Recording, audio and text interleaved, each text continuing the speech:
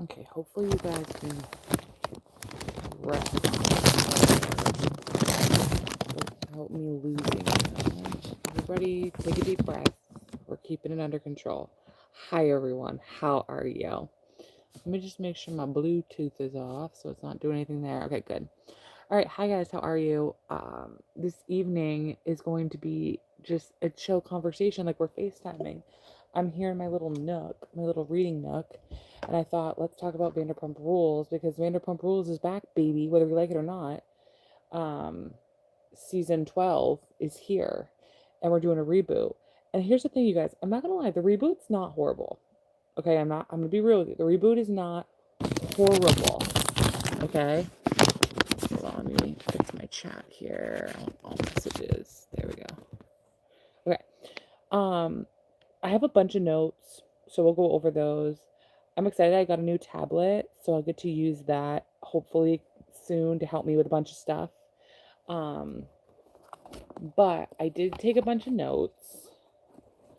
So let's kind of go over them and go over like the cast and who's on the cast and everything. As you guys know, if you guys have not followed me for very long or watched my content, hi, my name's Sam.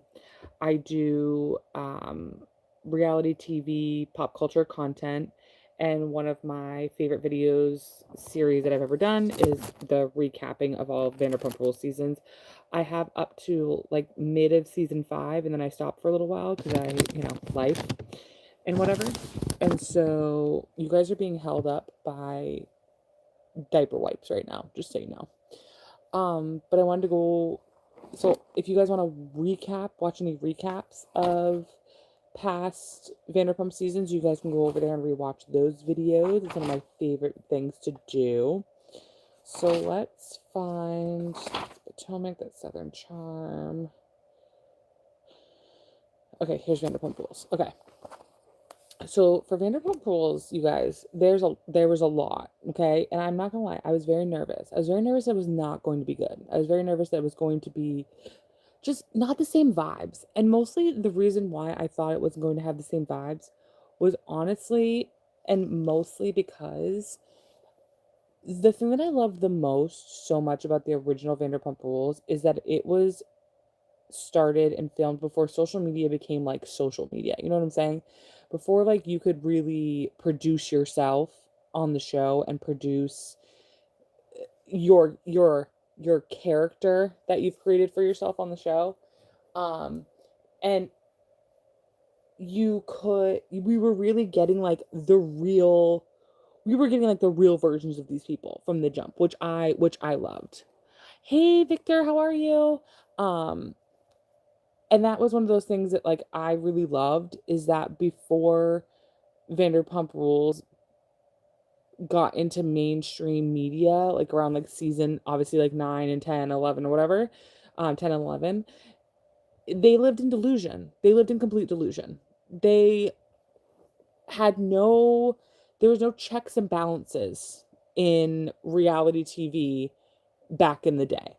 Like you didn't get your feedback of how you were for like a while. So like cast members genuinely were behaving like their true selves to their own detriment, might I add. To their own detriment. Hi Camden, how are you? Do I have a pet? No, I don't have a pet.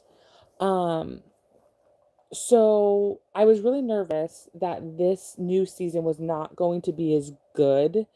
Um Mostly because this group really has access and quick feedback for who they are, how they're acting, and sometimes that's a bad thing. And for me in reality TV, I think the more delusional and the more unaware they are of who they are and are being perceived as on the television screen, the better off they are. Am I talking about Stranger Things? No, Cam, but I can talk about Stranger Things later if you want, after I'm done talking about Vanderpump Rules, per the title of this video. Um, so a couple of things that I noticed is right off the bat. So there's only been 2 episodes. So right off the bat, I noticed that they are really trying to edit this season of Vanderpump Rules to visually look completely different than the OG Vanderpump Rules. Like they're trying really hard to differentiate and separate one from the other, and that like the stylizing choices are going to be they're going to be different in order to establish differences. You know what I'm saying? Excuse me. So they're clearly doing that on purpose. What I find really interesting is that like the stylistic choice that they've chosen is like giving like filtered like Instagram circa the early years, and like the Polaroids they keep throwing up anytime they bring up people in the past. They always have like a Polaroid image, and like very scrapbooky looking, which I thought was really interesting that they were like really differentiating like from that stylistic choice. Like that was really interesting to me. Oh, oh my god, I'm sorry for yawning, you guys. Um, I love that the cast still smokes. I love that it's 2025. We are fully aware that cigarettes cause cancer.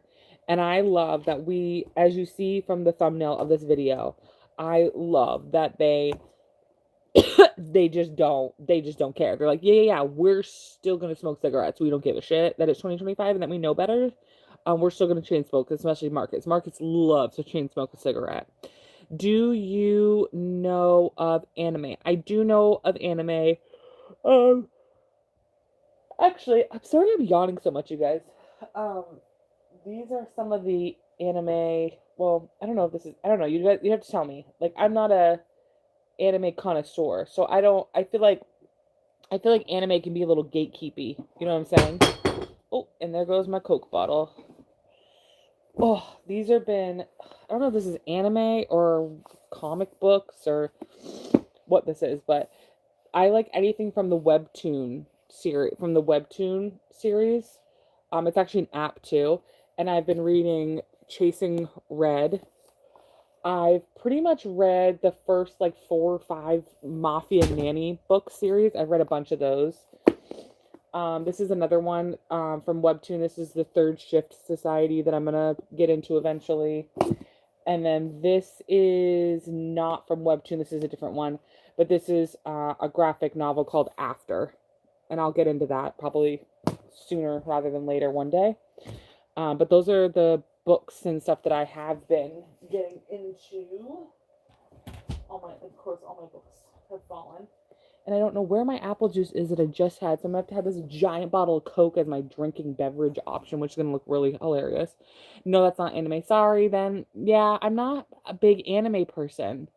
I don't know. I just haven't really found the anime that speaks to me. But anyway, so one thing that I find completely annoying about Vanderpump Rules, which I guess you have to like maintain the grift in order to like in order for the show to be what the show is, which is like diabolical employees at this restaurant, basically.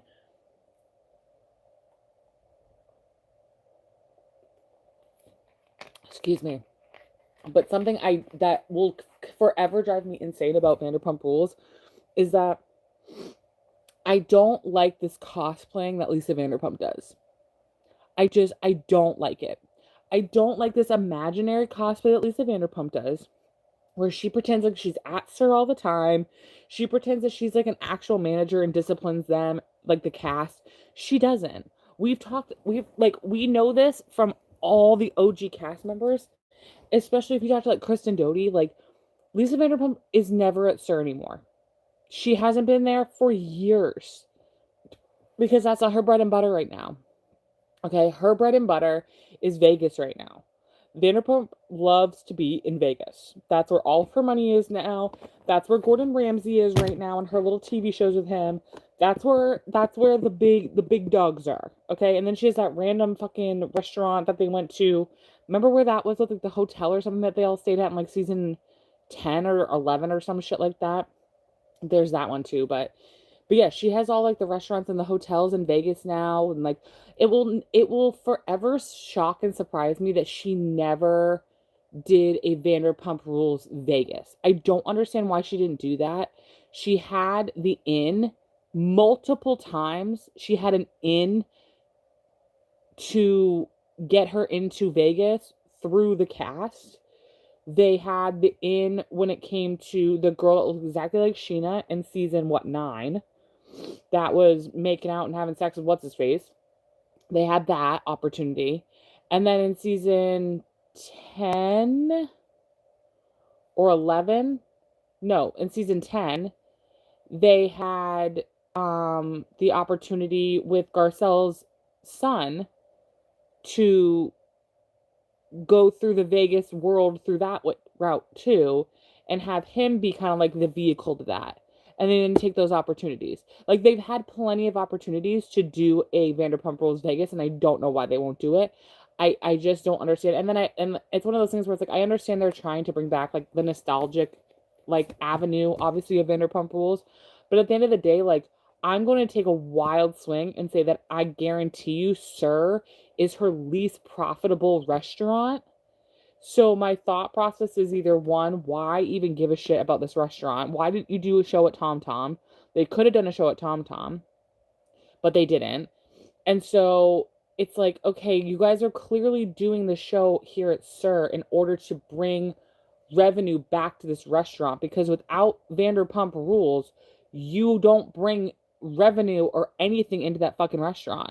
Like if you listen to anybody who's a Bravo celebrity, Bravo like podcast, like if you listen to Sup, okay, if you listen to Sexy Unique podcast and you listen to Laura and Carrie talk about Vanderpump Rules and you listen to them talk about Sir, they joke around all the time that like that place is a zombie apocalypse all the time. Like no one's ever in there. It's dusted, musted, and crusted. The food is not good anymore. I've done a video on here, a live video where that's all I did was read Yelp reviews of Sir.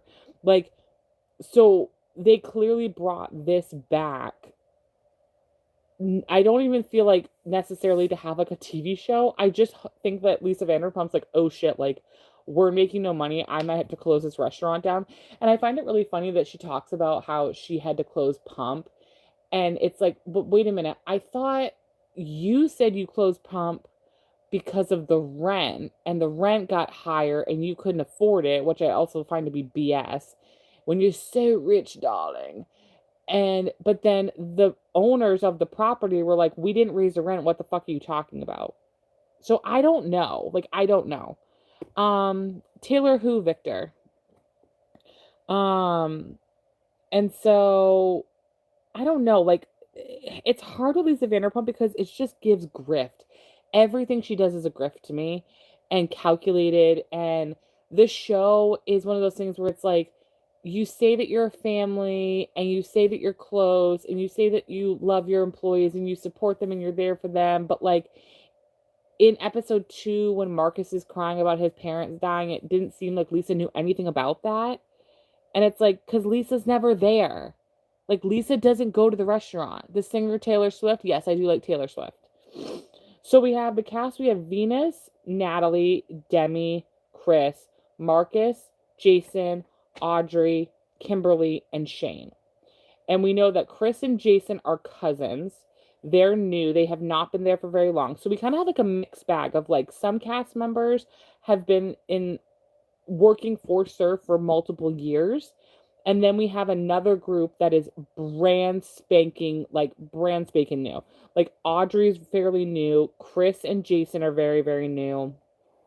And we kind of just have like a mixed bag. And then we have this second group where we have Demi, Natalie, Venus, Marcus, and I think Kimberly. Shane's another one. I think he's a little bit of a newbie guy, but the rest of them have all been with Sir for about 2+ years. Mostly around like the 3-year part, except for Demi, who's been there like forever and a fucking day. And Demi's actually been in the background of old Vanderpump Rules episodes. So we've seen her around very, very, very randomly and rarely. It is rare that when a Vanderpump when it is rare that when a Bravo show is happening and they have a new cast member, that the other cast member hasn't somehow been a part of it. That's like a new thing with Bravo, is where they're starting to get like these outside women that no one's ever heard of before, that have never had associations with the show before, to be on the show. Whereas before, like with Real Houses of New York, like Dorinda and Sonia, they were in the background of a ton of episodes before they were even housewives. We always saw them lurking around. So when they came on as actual cast members, it was like, oh, wait a minute, where have I seen her before? And the same goes for Dolores of Jersey. Dolores, I'm pretty sure, has been on No Joke since like season one, because she's been friends with them for forever. Please end and restart the live stream to avoid suspension. Thank you, YouTube Association. Cool. I don't know if that's true or fake. I don't really know what that is. I'm not gonna restart it. I guess we're just gonna see what happens. Um, I find Venus to be first. Okay, I find it really interesting that I feel like this is the first season where a main cast member is an out gay person, whereas in previous seasons it's been like no one's been gay, or assumed to avoid suspension. Thank you for your cooperation, YouTube Association. Is this real or is this fake? I don't understand.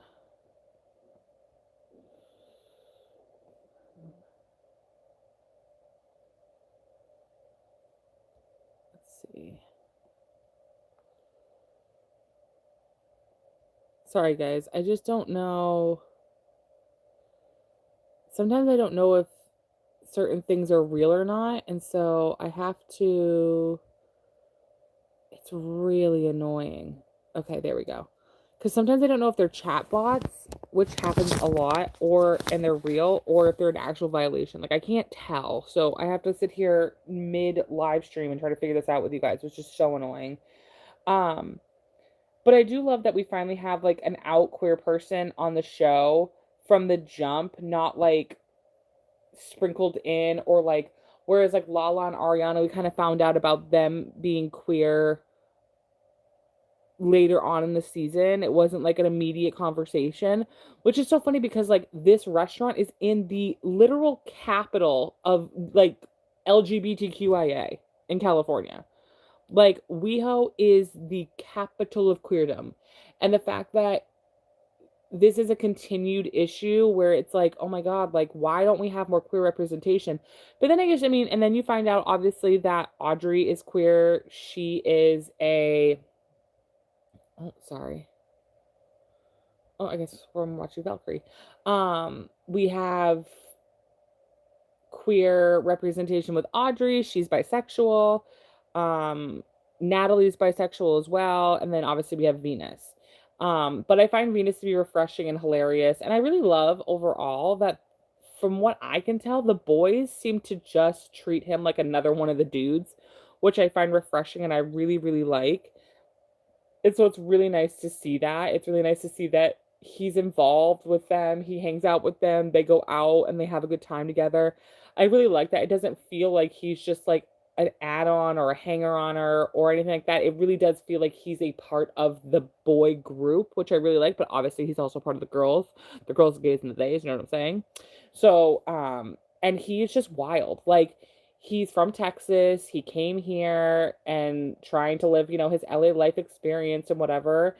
And now he's like a fucking like guru of like manifestation and shit. It's hilarious. And I'm loving it. It's the most LA thing I've ever heard of in my life. And I'm here for it. Okay, I'm here for it.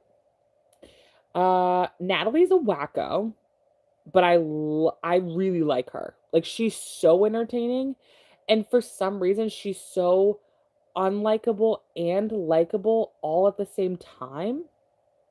It's very odd. One minute I act like it's like Kristen, where it's like you knew watching Kristen Doty on television that she was not a good person, but for some reason she was so likable and entertaining that you were kind of like accepting of her horribleness. Natalie is okay, I'm not gonna lie. Natalie is definitely one of those girlfriends that you just keep an eye on.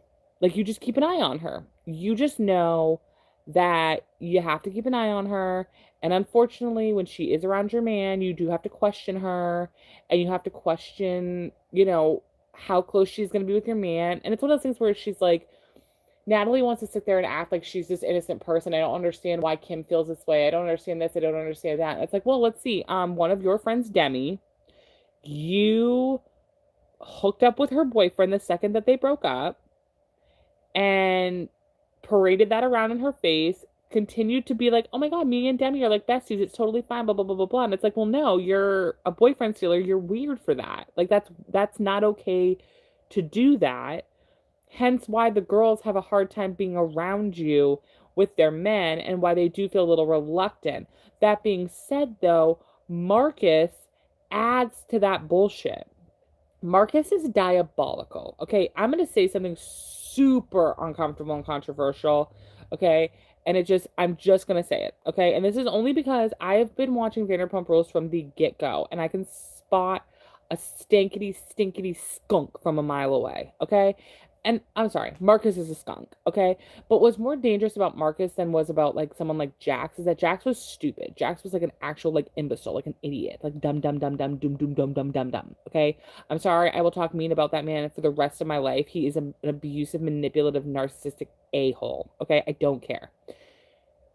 That being said, Marcus is more dangerous because Marcus is not stupid. Marcus knows what he's doing. He knows he's pissing off Kim. I think that when him and Kim fight, they get into these little passionate arguments that get him all horned up or whatever. And then he, gets a little horny and then they do it. Because you notice how the only positive thing he had to really say was like, well, the sex is still good. We're still doing it. Blah, blah, blah, blah, blah, blah, blah. So it's like there's still, like, he likes her little fiery, passionate self. And he likes to piss her off. He loves to be in the drama. He loves to cause drama. Which is why one minute he'll tell Natalie one thing, and then the next minute he'll tell Kim one thing. But it's also on Kim to be like, not just take him on his word when he's a complete liar and has proven time and time again that he is a liar. So why do you continue to let him lie? I will never understand. And when like they're confronted, like, well, do you have proof that he said this to Natalie? And she's like, well, no, I didn't check his messages. And it's like, I understand, like, we don't want to be that person because we shouldn't be in the types of toxic relationships where we do have to look at our partners. Oh, there's my apple juice. Where we do have to look at our partners, stuff. But at the end of the day, Marcus is a demon human being. And the fact of the matter is that when you look at those text messages, I guarantee you, he's saying one thing to Kim and saying another thing to Natalie. And that's what's making Natalie and Kim not be on the same page. And I just wish that, I don't know why Natalie won't just whip her phone out and be like, here you go. Like, you don't have the fucking messages still, Natalie? Like, show Kim the fucking phone and go, here are the messages. Here's what he says to me. He's full of shit. And he actually does come up to me and he does tell me that we're brother and sister. And it's and the best part about Vanderpump Rules, in my opinion, was the editing. Vanderpump Rules editing, they had the best editors out of all the Bravo shows. They had hands down the best editors. And the editors were so good at trolling this cast and keeping them accountable all the time. Because one thing that I think they learned very early on is that cast is the biggest load of liars that have ever existed on this planet. Like, this group loves to lie. They love to misinform. They love to just be completely full of it. Okay, so I think the editors from the jump of Vanderpump Rules, they caught on real quick. And in order to make this show the most entertaining show out of all the Bravo shows, is that they really need to edit and hold the cast accountable when they're completely blatantly lying, which was what made the show so funny, because Jax would say the most ridiculous lie on the planet and then they'd cut to and they'd be like, no, that's not what happened.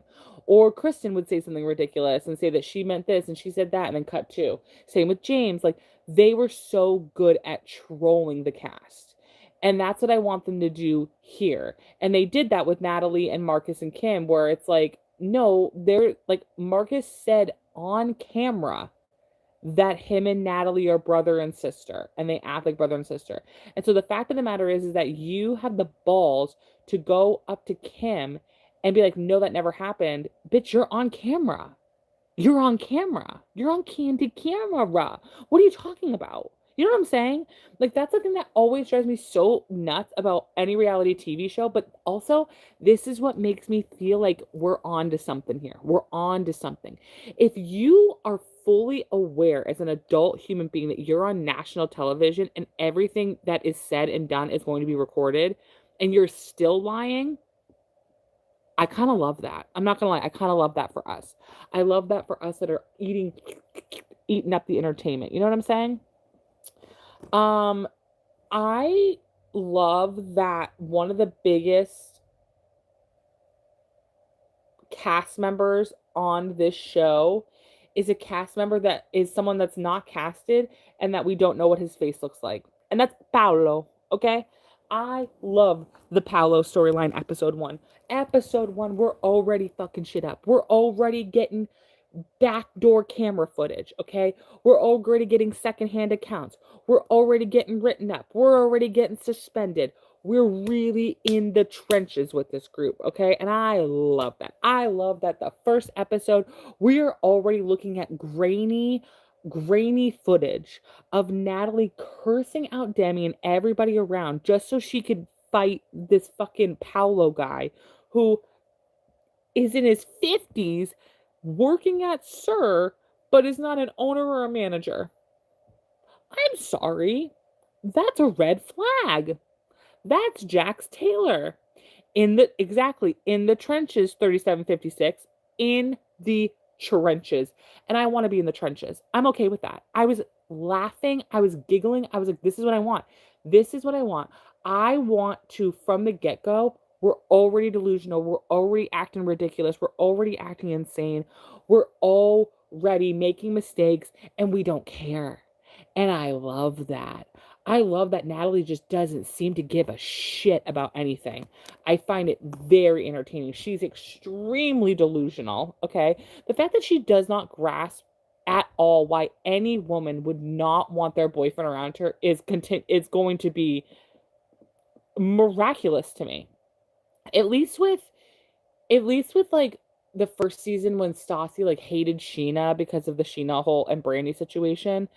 That was like, okay, we literally like back then it was like, okay, Stassi, like we can't hold this against this girl when this happened years ago. And at the time, Sheena literally had a whole new boyfriend that she'd been with for like 2+ years.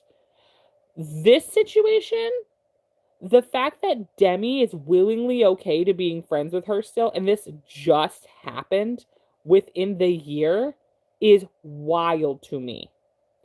And the fact that Natalie doesn't understand why Kim is like a little uncomfortable with like Marcus and stuff and her being like BFFs. It's like, girl, Marcus aside, you clearly have shown a pattern of not being trustworthy. Like, my boyfriend aside, just in general, you clearly have a problem with that. You know what I'm saying? But I just love that he's 54. He works at Sir, and I'm like, can we get him on the phone? Can we get him in a picture? Can we get him in a video? Like, I need to know. Like, for me, it just feels like Paolo. I'm just gonna go on a limb here and say that there's a huge chance that this Paolo guy is fake, has a fake accent in order to get laid by women. And the fact that he was able to get two 20-something-year-olds, that says something to me. Also, Demi's 31. So a 30 at the time, probably like a 30, 28-year-old. And then you have Demi who's in her 20s. It's like, who is this? Who's Paolo? If only the Sir alleyway could talk. Girl, where's the camera footage? There's got to be a camera back there, right? Just play the camera footage. Just keep all the camera footage of the back alley and just post it somewhere on like a Patreon account or something. I would love to watch old clips of Kristen just cursing out whichever man she hated at the time. I would love to watch old videos of that shit. That'd be so funny. I also continue to love how everybody on that show wants to be an actor, a singer, a something famous, and like none of them are going to be. Like none of them are going to be. It took Ariana a decade for her to get off the show and get to where she is right now in her 40s. Okay? None of them really did anything outside of the show notably enough. And like Stassi didn't start doing stuff until after she was out of it. Ariana, again, she didn't start getting big and doing things until she was off of it and broke up. And oh my God, excuse me, season 10 and 11 or whatever. Everybody else kind of like stayed within. Like, remember Sheena did that Vegas little stint for like a millisecond? There was that for a little while where she did that like one woman show or some shit. But like, no one did anything like of notoriety or like what they all said they were there for. They were all said they were going to be musicians and artists and stars and and they want to be famous and blah, blah, blah, blah, blah. And it's like, no, at the end of the day, they're all famous for the show. They're not famous for anything like outside of the show. Like, people know them for the show Vanderpump Rules.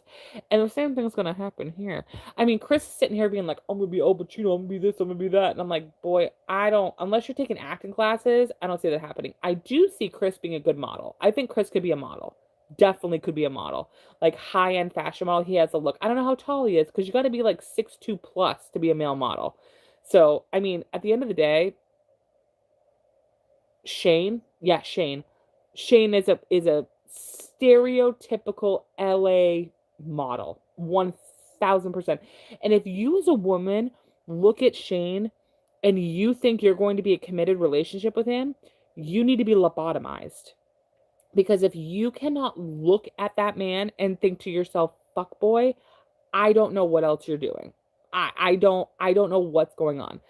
Literally, Shane is the ultimate LA fuckboy. And he should be avoided at all costs if you're trying to be in a relationship with somebody, in my opinion. Okay? And then, not to mention, we still have a whole new girl that's coming next episode. We have a brand new girl that's going to be coming episode 3 that fills out our cast, I believe. I think she's the last one in the group.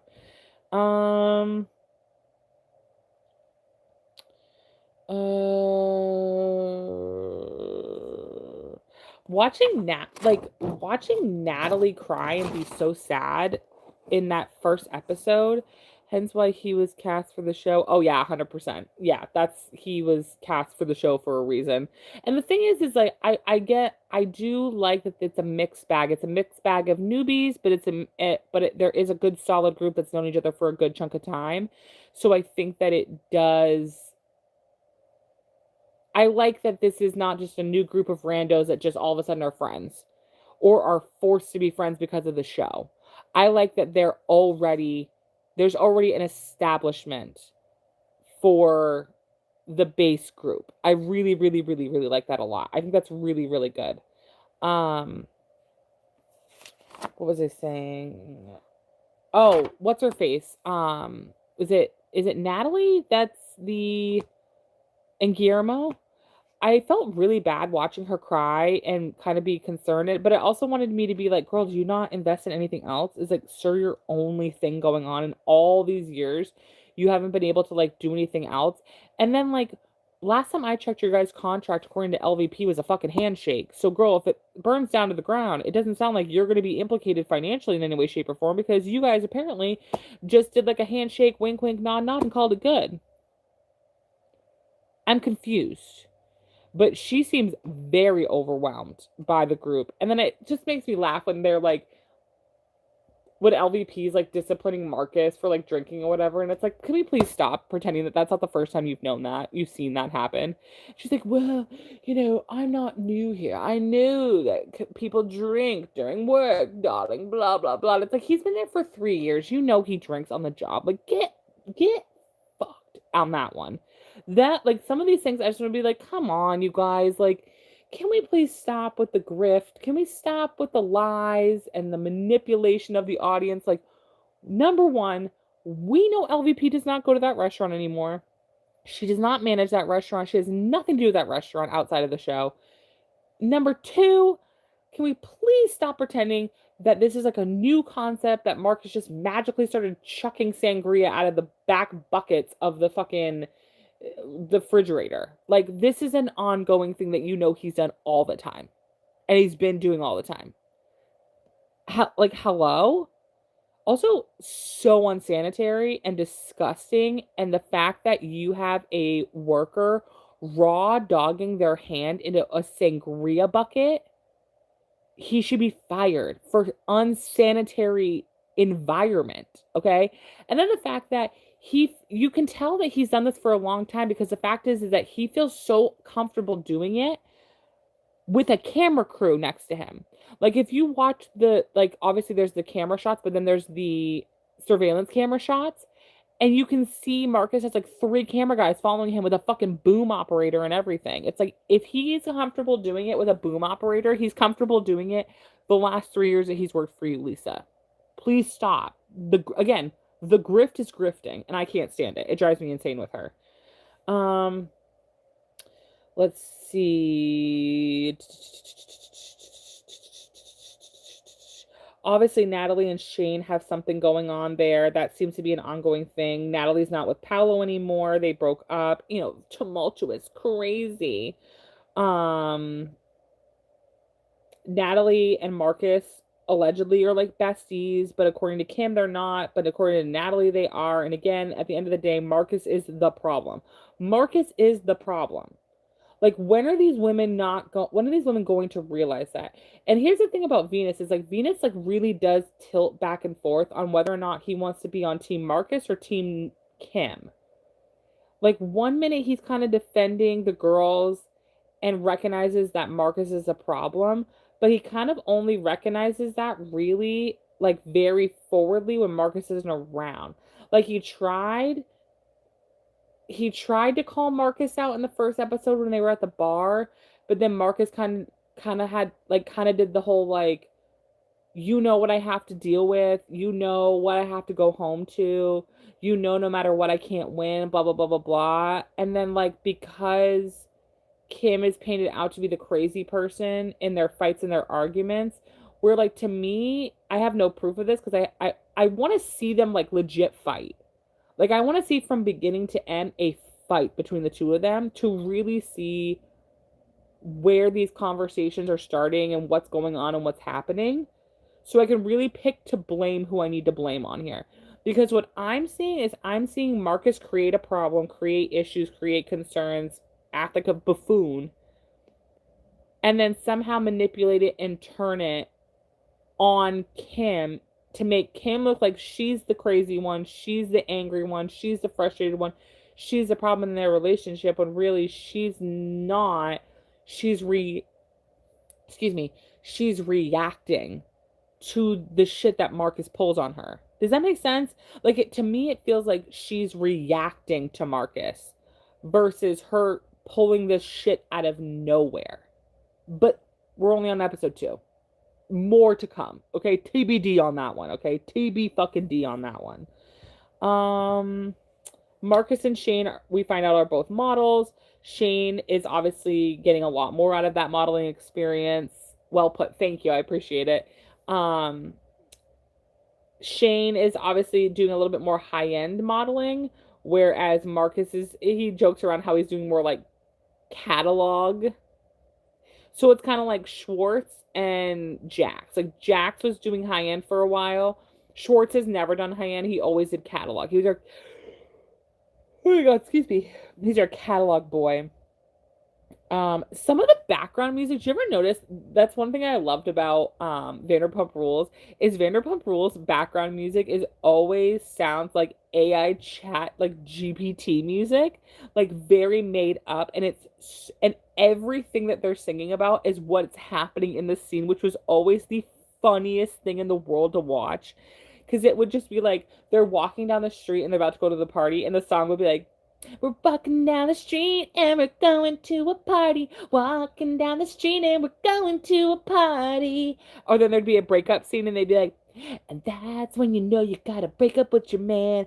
Breaking up is hard. Driving in your car and then you break up with your boyfriend. And then you leave the house and you go to the restaurant for your 4th shift. And it's sad, sad, sad, sad. Like, that was what was so funny about Vanderpump Rules, the OG, was the background music was so fucking cringy literal. It was hilarious. It was its own cast member.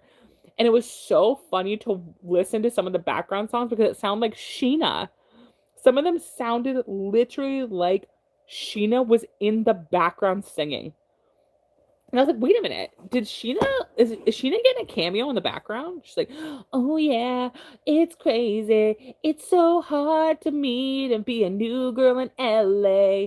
Ooh, fade. That was always the music. It was so funny. And it kept happening especially the first episode. I noticed it a lot where it sounded like that type of music.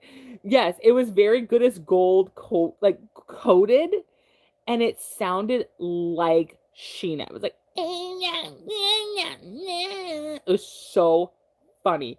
So in the first episode, they go to the Belmont. Why does that place sound familiar in like Vanderpump Rules lore? The Belmont sound. What was happening at the Belmont? They've been to the Belmont before. Why? I need to know why. Marcus really doesn't care about work in any way, shape, or form. Like, he's drinking on the job. He's showing, like, one of the other guys, like, was it Jason, like, all this dumb shit that he's not supposed to be doing, setting a bad example, obviously, like, just a hot ass mess. And then, like, when he gets called out at the end of the first episode at the meeting, and you could just tell, that's the other thing. Oh my God, hold on. The meetings. Okay, ADHD. The meetings, the staff meetings. Those staff meetings, okay? Those staff meetings are a lie. Do we know this? Like, if we know this, then don't worry about what I'm about to say because you're smart and you know these things and you're a smart gal, okay? But if you don't know, those meetings are bullshit. They don't have those group meetings with just 20 members of the staff. Okay. Lisa has said it herself. She has like 70 members on staff. And they're like, we're going to have a staff meeting. We're going to have a staff meeting, darling. Oh, it's time to have a staff meeting. With who? With who? The cast of Vanderpump Rules. You're not having a staff meeting with the staff of Sir. You're having a staff meeting with the staff of Vanderpump fucking Rules. And it was always so weird to me when they would say things like that. And they're like, isn't it crazy what happened at the staff meeting the other night? Isn't that crazy what happened at the staff meeting? It's like, no one cares because it's not a real staff meeting. It's fake. It's bullshit. It's for the TV show. It's not like, it's not real. That's not a real staff meeting between the staff of Sir. And like to sit there and do this stuff with Marcus, it's like, that's not really happening. It's so funny to me. The staff meetings were always so funny to me, even in the old show. It's like, this is not, they basically are like, okay, let's have the main staff show up, okay? The main cast of Vanderpump Rules come, okay? And then we're going to sprinkle in some randos in the background, which, mind you, some of them, I'm like, wait a minute, you've been on previous seasons, you've been around a long time. Why do you still work at Sir? I have questions. There was a gay with a fedora in the background. I said, wait a minute, I've seen this man. I've seen this gay and I've seen this fedora. Why the fuck do I know who the hell you are and why have you been around so long? And they just get like 3 random waitresses in the background, and they're like, hey, we'll give you an extra $20 to stand in the background. What do you think? And they're like, all right, cool. And they just stand in the background. They're like, oh wow, oh my God, they're fighting. Oh, it's crazy. Oh my goodness, wow, oh, wow, good one. And it's just hilarious. It's just so funny to me. This is my stomach, in case you guys care. It's not inappropriate. It's not anything bad. Okay, sorry, I have to sit differently. My back is I messed my lower back up. It's not been fun. I'm not gonna lie to you guys. And yes, it does. It's like a scripted meeting. It's so funny to me. Oh my God. See, this is why I need to watch. This is why I need to watch Marcus and Kim actually fight. Like, I need to see a real, genuine fight between the two of them. Because what's funny is that in some of their arguments, it's like, oh, Kim is definitely the problem. And then in other arguments, I'm like, no, Marcus is the problem. I mostly think Marcus is the problem. But then was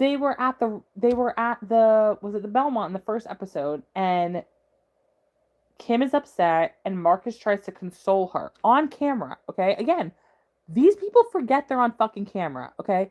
So Marcus goes to console her on camera. You can see him doing it. He goes to touch her shoulder and go, hey, like, it's okay. Like, stop. You know, this isn't that big of a deal. Blah, blah, blah. And she literally goes, get away from me. Don't touch me. Get away from me. And then later on complains that he won't console her. Well, he did console you. You didn't want it. You told him to fuck off, and you told him to not touch you, which he did. He didn't push you any further. He stopped touching you and he walked away. So what do you want, Kimberly? Do you want him to be affectionate and be like, "Hey, it's not a big deal. It's okay. We got this." Or what do you want? So, like, I really do want to see these two have an actual argument on camera from like start to finish. And so we can see a buildup and then kind of really see what their actual dynamic is between the two of them. Because we're only getting like chunks and pieces. I feel like I don't feel like we're getting like the full beginning to end of their arguments and their relationship. Does that make sense? Um What's diabolical to me is that Kim and Marcus have only been together, you guys, for 9 months.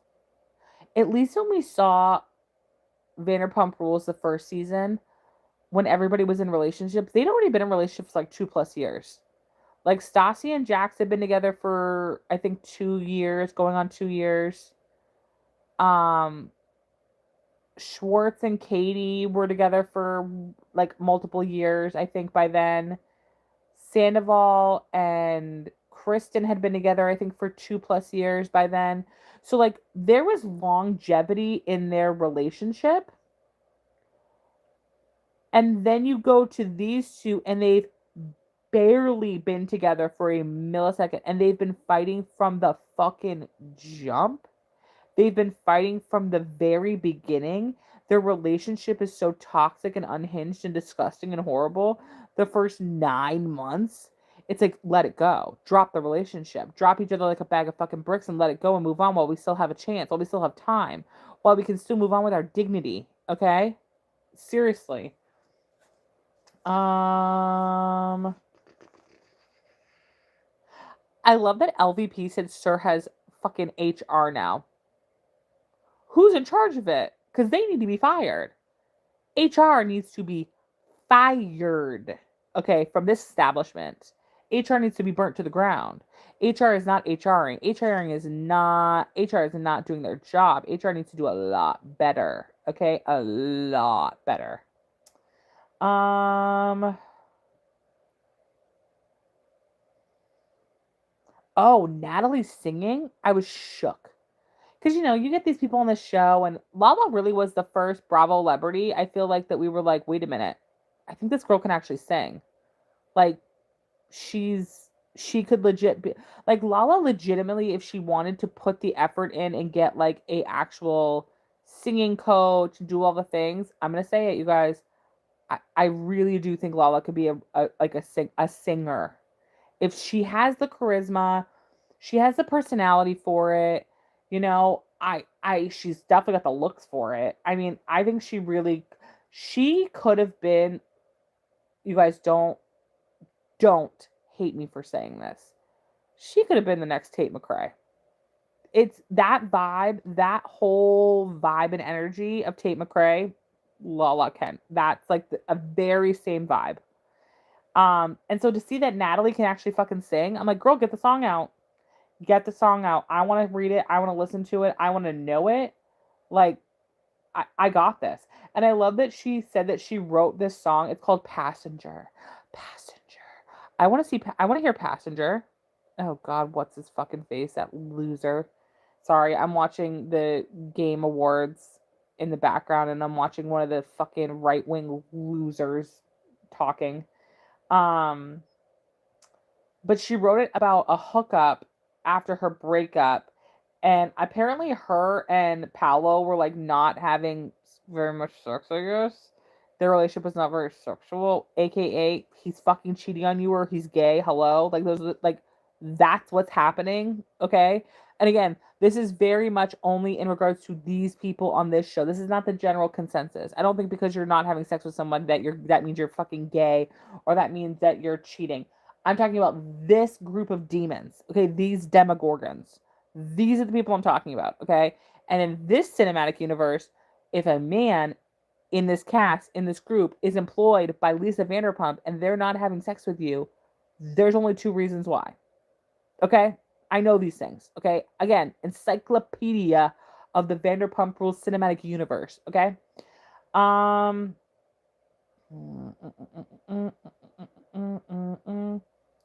Here's the thing, you guys. I I just personally get a vibe that, and I said, and if you've watched old episodes, I think of me talking about old episodes of Vanderpump Rules and old seasons of Vanderpump Rules, I always thought that Schwartz and Sandoval and Jax have had like a gay encounter. Every single one of them. Okay. I think Sandoval's had a little gay encounter. We know Jax has had a little gay encounter. We know about what's his face from fucking Miami that he lived with or whatever. It's like, okay, come on. Schwartz, same thing. I just feel like when you live in WeHo, like something's bound to happen. And they also give that energy off.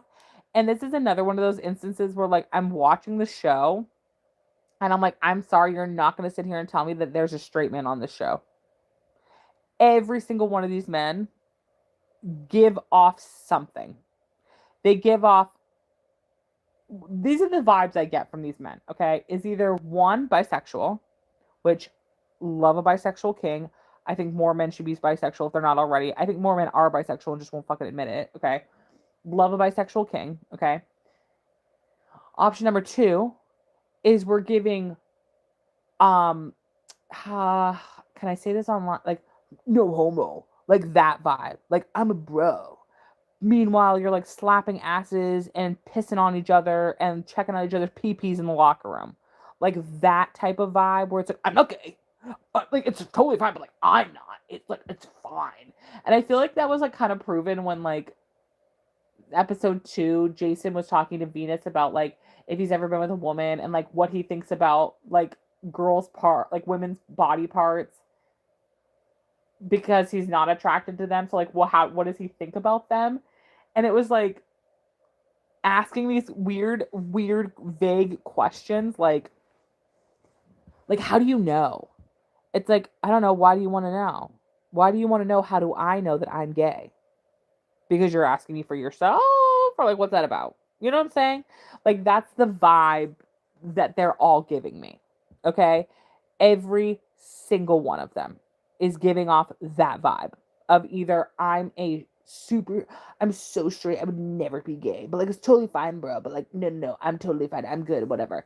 It's either giving that or like, again, like like an underground, like hidden gay.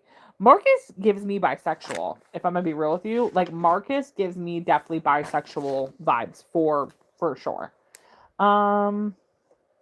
Let's see.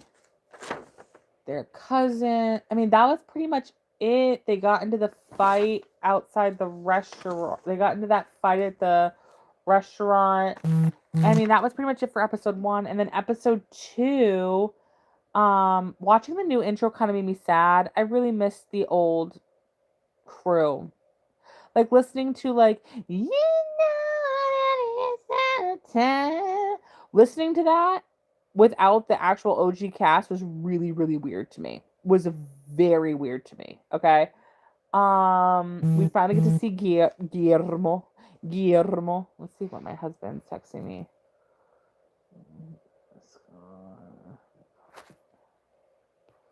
Yes, I already know this. Okay.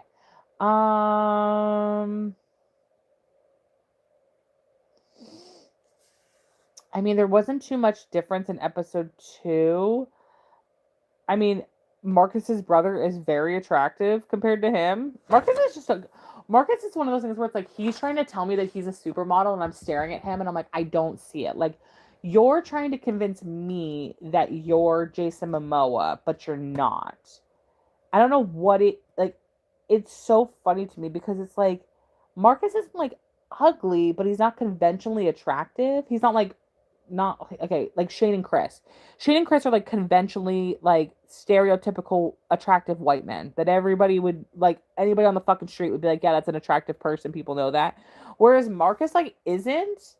He's a very like he's giving me like Adam Driver where like Adam Driver isn't conventionally attractive, but for some reason he is attractive. It's very interesting to me. Very interesting. It was really interesting to learn about Marcus's life too and his background a little bit. I will say though, it does feel like he uses some of his sadness to get his way. Because at first it was like, okay, he went in there, he talked to LVP about how his parents passed away, and that's so sad. And I felt really bad for him. And I was like, you know what? That really sucks. That's really, really sad. And he has every right to be distraught and not in the best headspace to be the best person. Okay. Completely understandable. This all happened within the last 3 years. Okay. His mom passed away within the last 9 months, like within like the first year of him being with Kim. Like, so I understand why he's difficult or whatever, and having a hard time and is going through a lot or whatever. But I do find it really interesting though that when he went and talked to Demi about it later, he kind of seemed like, yeah, like I didn't get fired or suspended. Like I used that shit like to my like it felt like he used that in order to not get fired or suspended with LVP because as we all know, and again, this is why I think Marcus is smart and Jax was stupid.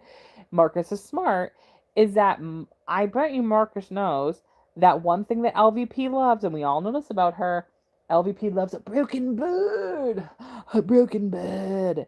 She loves a man with a problem, a man who needs help. Okay, a man who needs saving. LVP loves to save a man. Okay, every cast member, anytime they've been in a problem, notice how she will fucking fire the women as fast as anybody's business. But when it comes to the men, it's like, oh, my little boy, you need to change. You need to help yourself. Save yourself. Go to rehab. Do as I say, and I will help you forever.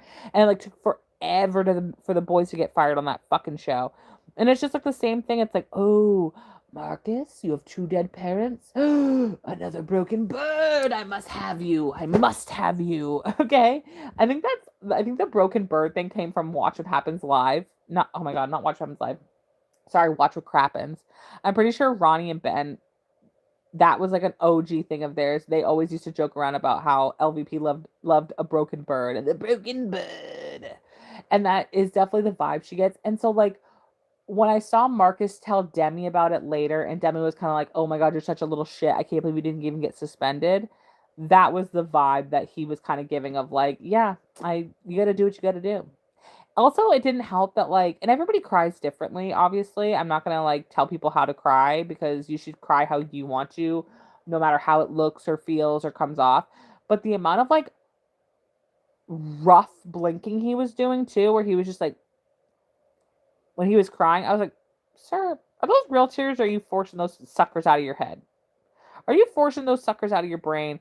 Because it feels like you're forcing the tears a little bit. I don't know. It's very interesting. And we all know, like, here's the thing, guys. Again, we're talking about the people in this cinematic universe. I'm not talking about people in general because I would have a lot more compassion for the average Joe, okay, than these randos on reality television. But we all know Jax used to use his dead dad bullshit all the fucking time to get his way. He used that all the time to explain his bullshit away, to explain his behaviors away, to be able to act like a complete asshole. It was like, well, my dad died. It's like, okay, but at what point do we have to take that and not use it as an excuse to be a shit person?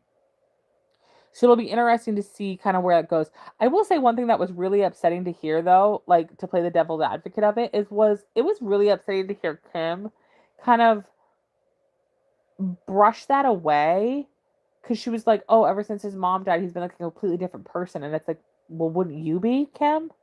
Like if one of my parents passed away unexpectedly, I would, and not to mention, not one parent, but my second parent, okay? I already have one that's not here anymore, but now this one. Like, yeah, I would be a different person too. I would have a hard time too. I would be very sad too. I would be a very different person. And the fact that because like Kim definitely gives that she's a very selfish person, and obviously Marcus clearly is too. And so it's one of those things where it's like, I can't believe Kim kind of said that. But then I also can't believe that Marcus so willingly, mind you, by the time Marcus said this, I'm pretty sure he was probably a couple drinks in and was, just saying whatever the fuck he wanted. But the fact that like in the middle of the room, he's just like, yeah, I think I'm falling out of love with Kim. And she's literally right fucking behind him and can hear him. It's like, what is wrong with you? Why would you say that? Why would you do that to her? It's so, it's so diabolical and just so mean. And I don't know why he would do that. And he's just like, yeah, I think I'm falling out of love with her. Ew, what's wrong with you? Like, why are you doing that? Why are you embarrassing her like this? Like, stop. And it's, again, another example of like, I think he knows what he's doing. I think he knows the grift, okay? He knows how to push Kim's buttons and he knows how to manipulate her. Is Demi Russian? I need to know. Demi looks like she speaks full on Russian. She looks like she's about to turn to Kevin and go, I hate all of these people here. I can't stand them. She gives me a Russian.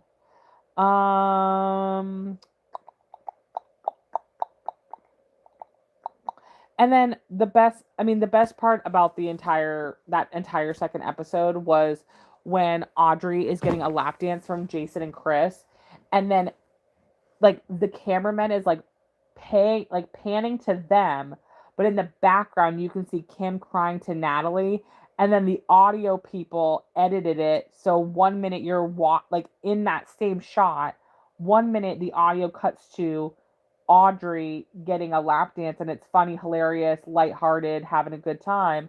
And then the audio will like hit the like and you'll hear Kim and Natalie's audio of Kim crying about everything.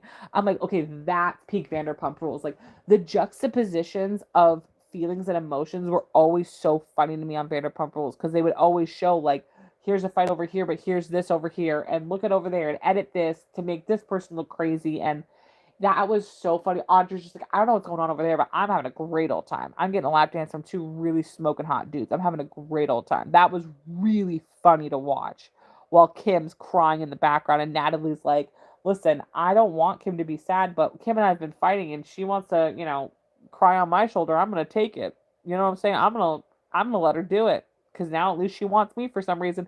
She can cry on my shoulder all she damn wants. So, I don't know. What do you guys think of the new Vanderpump Rules iteration? Do you like it? Do you hate it? Do you miss the old group? Do you wish they would have stopped, changed something else, did something else? Let me know what you guys think. Check out my other videos. Check out my recap videos of Vanderpump Rules if you want. They're really fun and cute and lighthearted and silly. Hopefully I'll pick those back up in the new year. I'm trying to just get through this year first, finish out the year with so many things happening in my personal life. Go check out my new political commentary social media accounts. Those are the link in my bio. Go support the Maine Needs fundraiser that I'm doing right now for homeless people in Maine. Go check that out if you can and support them. And yeah, like, follow, subscribe, do all the fun things if you're part of the replay crew. As I always say, please comment below and let me know that you're part of the replay crew. And then always go support, especially right now in the holiday season, go support small LGBTQIA businesses. They need us now more than ever. And they need our support and our money and the backing, instead of buying from, maybe Amazon this year, try and see if you can search it up on like Etsy or something, or Google a local business that can do this same exact thing, probably better than Amazon could, okay? Or a big box store could, okay? All of my gifts this year, I tried to order from my girlfriends from small businesses or off of Etsy. And listen, I know even ordering off of Etsy isn't perfect, but at least it's still at least some of what you're giving is going to a small business. You know what I'm saying? Like, I don't know, you gotta do your best. It's not easy, but you just gotta try to do your best, okay? And if this season you don't want to give gifts, you just want to donate. Again, if you want to donate to Maine Needs, the link is in the bio for the fundraiser that I'm doing for them. I would love if you guys would donate to that. It would really mean a lot to me, even if it's $1. It's something, it's support, it's help, and it means something to people. So thank you so much, and I love you, and I hope you have a great evening. Stay safe, stay warm. Um, and just remember, like, at the end of the day, when all this shit's about to hit the fan, the world's about to end. We're losing jobs, we're losing food, we're losing money, we're losing all this, we're losing all that. Just please remember that, like, I'm here. I'm here. If you just need to take a break, I'm right here. Watch one of my videos and just take a brain break for a little bit. Take a brain break. Whether that's me is your creator that you do that with or another creator. I know a lot of the times when I'm just having oh my God, the world's ending, I can't do this anymore. I just find my creator that makes my brain stop thinking about that shit. And if I'm that person, I love that and that's amazing and I love you and I appreciate you and thank you so much. If that's another creator, then let that be another creator, but use us as mechanisms to calm that brain down. Okay, you can do it. All right, I love you. I appreciate you. I'll see you in the next one. Bye, guys.